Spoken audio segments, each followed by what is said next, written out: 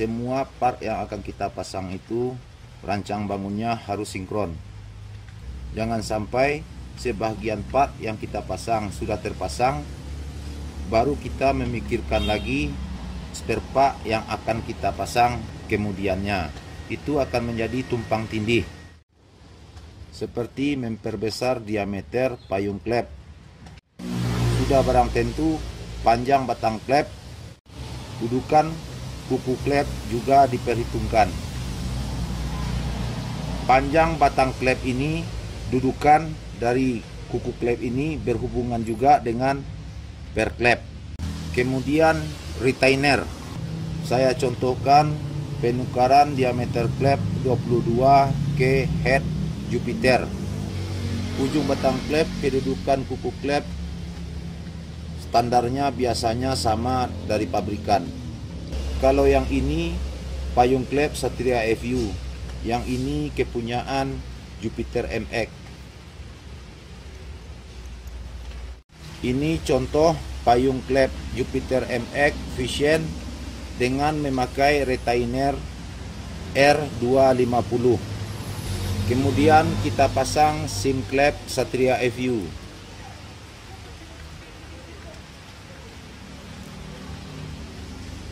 Pemasangan retainer R250 ini bisa diaplikasikan untuk payung klep Satria FU. Payung klep Satria FU, per klep Satria FU, retainer R250 pakai sim klep. Untuk motor yang ada rocker arm dengan setelan baut, saya sarankan untuk retainer Yamaha R250 ini sebaiknya tidak memakai sim klep, tetapi memakai topi klep. Contoh pemakaian topi klep.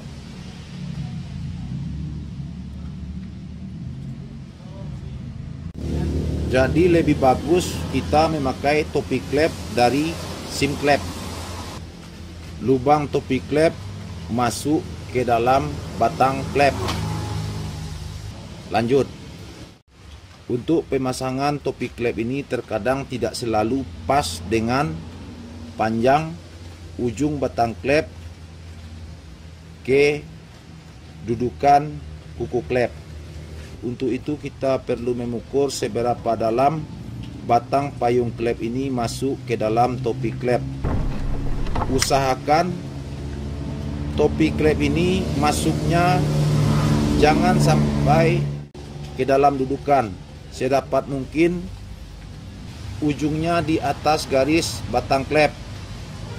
Apabila lubang kedalaman topi klep ini lebih panjang daripada ujung batang klep, topi klep ini harus dipotong. Bisa dengan kikir atau gerinda.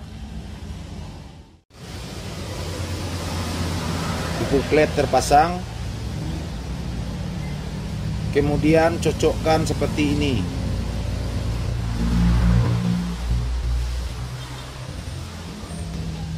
Usahakan topi klep tidak sampai bersentuhan dengan kuku klep.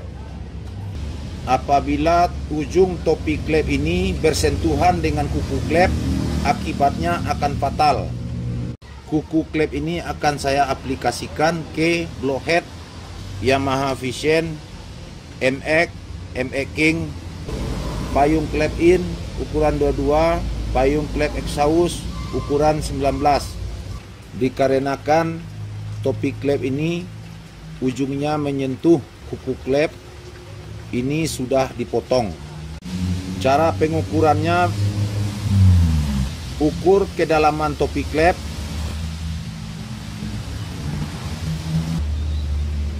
(1,56),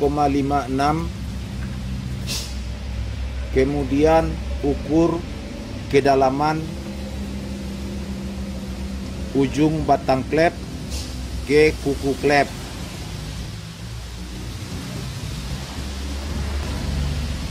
(1,80). Jadi ini harus lebih panjang daripada kedalaman topi klep. Saya contohkan pemakaian topi klep ke head yang sudah saya pasang ini. Topi klep ini bagusnya pasang yang bermutu bos, jangan yang murahan.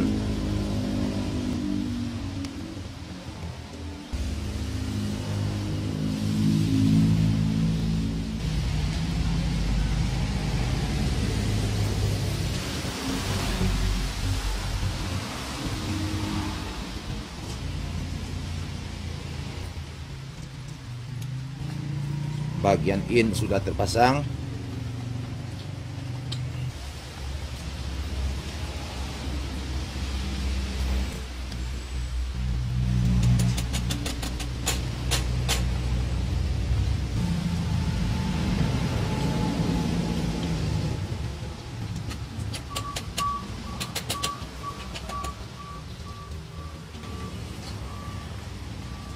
Klep sudah disetting 0,14. Sekarang kita tes pergerakan batang klep, retainer, dan per klep. Camshaft kita putar, lihat pergerakan retainer, batang klep, dan per klep. Yang bergerak itu bersamaan. Itu tandanya topi klep tidak menekan kuku klep, ya, pergerakannya sinkron. Jadi retainer klep tidak turun naik, tetapi turun dan naiknya itu bersamaan dengan payung klep. Oke, begitulah cara saya menyeting topi klep ke batang klep. Mudah-mudahan berbagi pengalaman ini bermanfaat. Sampai jumpa di konten berikutnya. Salam kuku hitam. Wassalam.